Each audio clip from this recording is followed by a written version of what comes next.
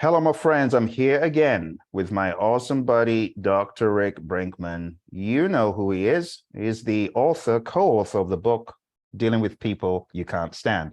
Well, he visited with us last year at the Project Leadership Institute, and he's back. And he's going to hit us with something you folks know all too well. In this book, the big thing that they say project managers do 90% of the time, communicate. But where do they communicate? A lot of them are in dead-end meetings, unfortunately. Dealing with meetings you can't stand. So Dr. Rick's back. He's going to be having a seminar with us on Saturday. You don't want to miss it.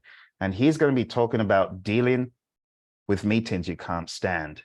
But Doc, what prompted the writing of this book? Was it like a sudden brainwave, or did you really find yourself in some of these dead-end meetings? Well, I got on a board of directors of my national association, and they were totally in conflict with each other.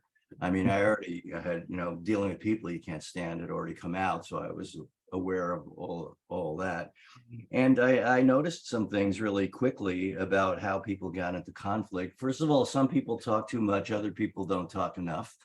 And then even when you talk, you don't know if you've really been listened to, because it seems like people are more listening for breathing changes and want to jump in and say what they have to say. And I noticed something that happened once, that we started saying, all right, raise your hand. And our president started on a piece of paper, he would write people's names down. Okay, we got Matt, then we'll go to Karen and so forth. And I couldn't believe this relaxation that came over the room just when there was some sort of speaking order. So, I basically created what at that time they nicknamed the meeting magic process, because it magically transformed the meetings and nobody was bumping heads with each other. Everybody was actually listening to each other. And it's a very simple thing, really, and it's not hard to implement because everybody hates meetings. I have never met anybody who says, I love meetings. Actually, I love meetings. As long as I'm running them, I love meetings process. So we're going to share that process, and you're going to be a meeting ninja. Well, that's really awesome, because in this book called the PMBOK Guide and all the other editions, communication keeps coming up. And we as project managers we find ourselves in these meetings. We're either coerced into doing these meetings, or we're just into the habit of doing everything in a meeting. I remember being in a company, and one of my bosses, I hope he doesn't watch this though. One of my bosses said to me, hey, don't invite person X to this meeting because he works in meetings. He likes to think in meetings. Don't invite him. So can you give us one quick tip, just one quick takeaway, if someone was not coming for our meeting and wanted one quick takeaway to help them, what would you say to them? You got to have a speaking order of some sort. You can't just be free for all. And sometimes the speaking order should be fixed, like we go around the room, especially if you're 10 people and under and you really want to hear from people. But if not, you can have a voluntary speaking order, and ideally it's visual, something that you can see.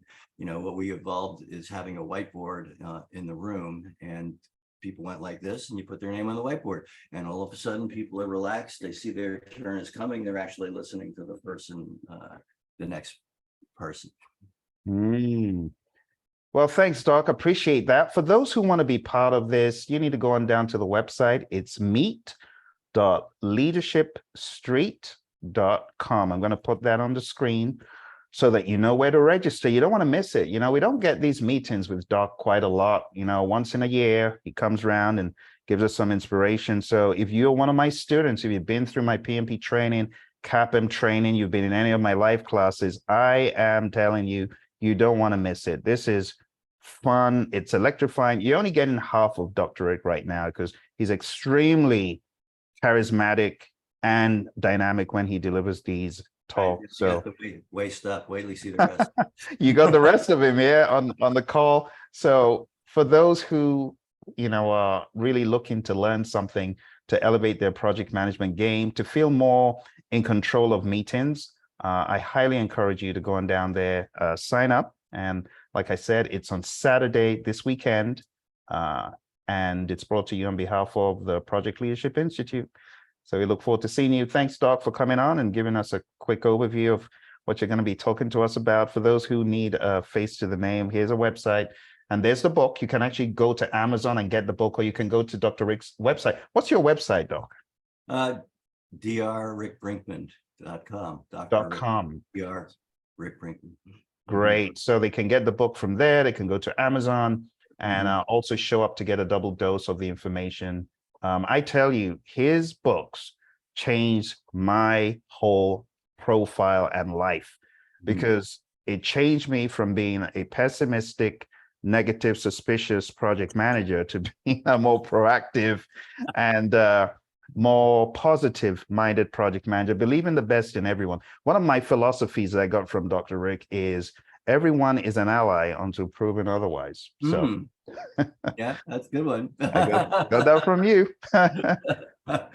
All right, Doc, thanks a lot. Right. We'll see you on Saturday. Forward to seeing you. Cheers.